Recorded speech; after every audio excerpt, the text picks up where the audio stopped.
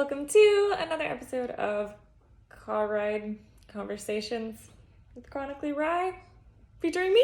I'm Ry, and this is very obviously not my car. However, this is the first episode of any of my video series in my new place. So I can't say I'm coming to you from my studio apartment any longer, as this apartment has doors. And more than one room. Anyway, there will be an accessible home tour once we get a little bit more settled in the place, because right now it's a little ridiculous. So I'm currently coming to you from home base for the next few days that I've been been participating in Miss Wheelchair America Nationals. Yes, my background is a pride flag. You're welcome. Did anyone expect anything less? Today is business casual day. You like? Okay. Not the point of this video. So I'm on break right now, so I thought, hey, let me throw together a little video answering you guys questions about nursing and nursing in a chair.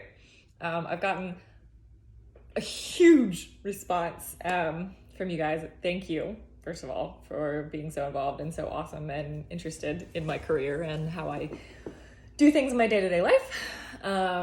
So let me just jump right in. The most popular question by far is how I push a bassinet. I am working to record a video of me pushing an actual one of our bassinets. Obviously, recording in a healthcare environment in a hospital is a little sketchy, so it takes a little bit of coordination.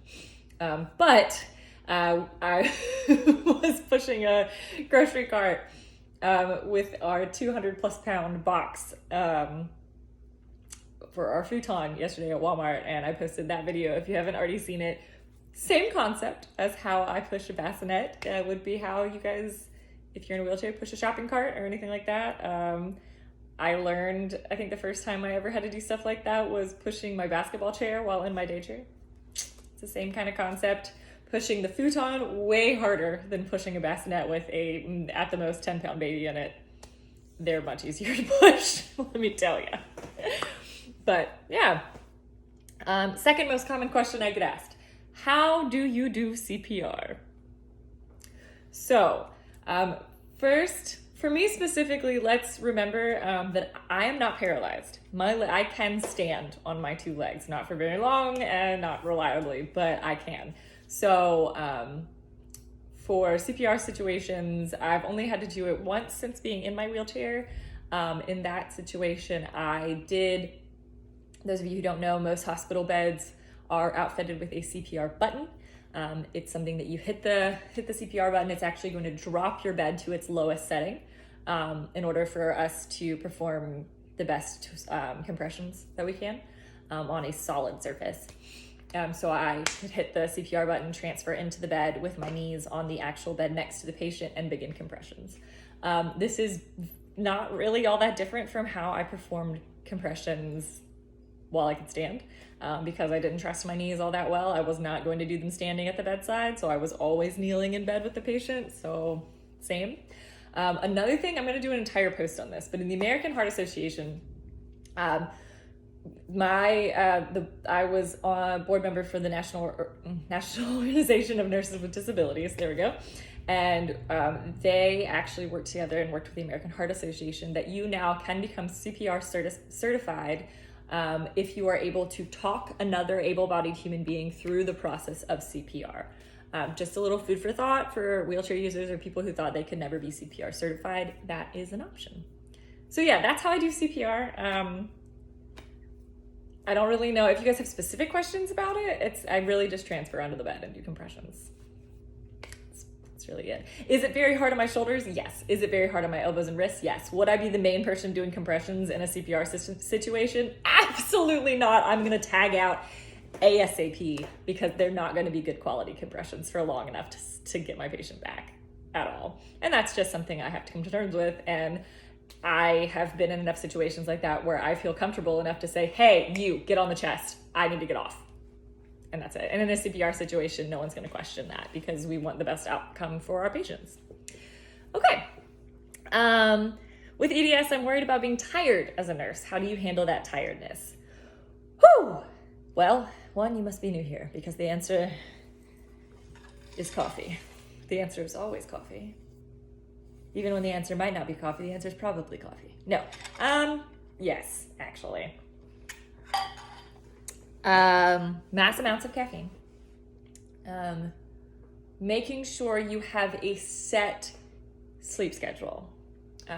This is so much harder than it sounds, but enough sleep mixed with enough coffee when you first get out of bed, and then for the rest of your shift, enough water. I cannot express this enough. Water and nutrition are going to give you the amount of energy that you're going to need in order to get through these long shifts.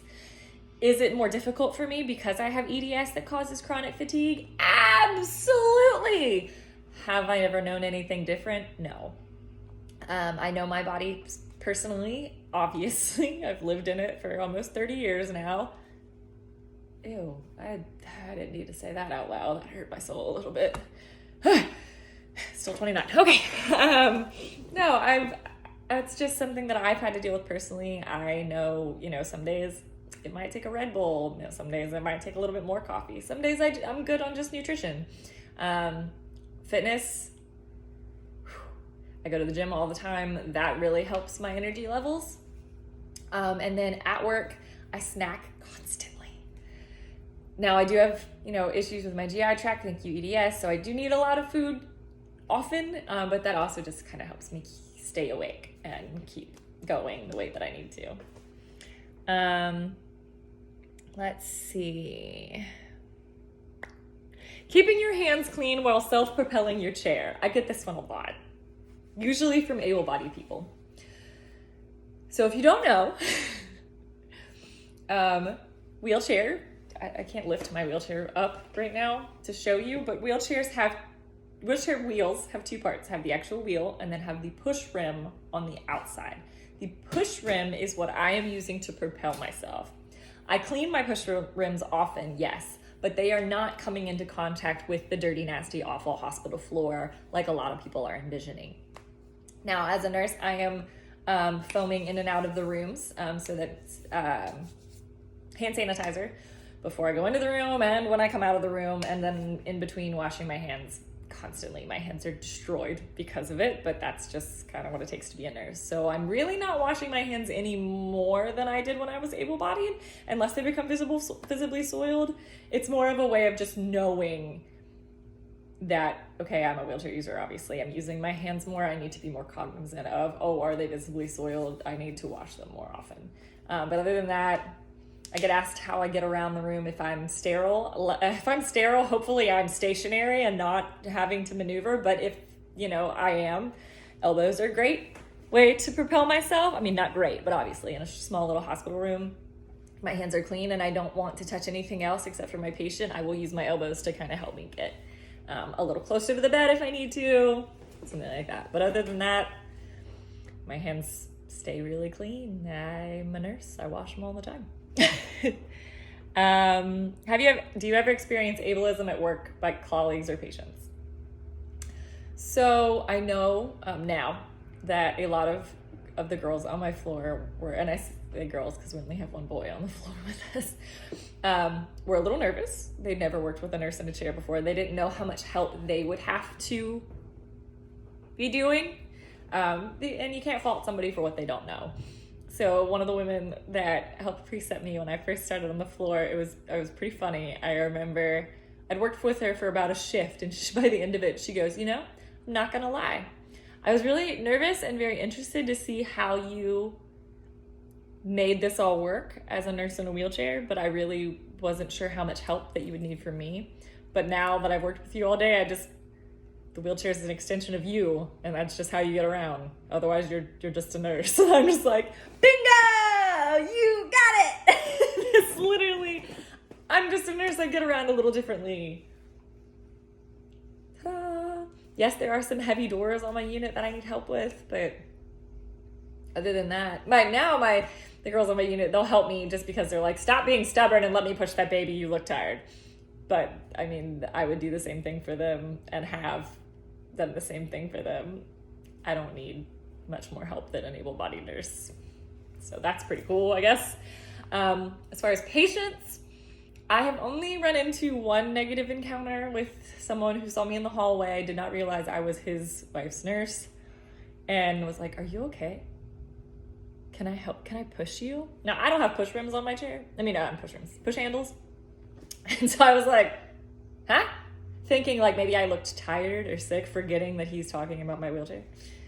So I'm like, no, I'm good. Thank you though. But that's very sweet. And so I get in the room and he realizes I'm the nurse and he says, "Wow, I really can't believe they hired somebody like you."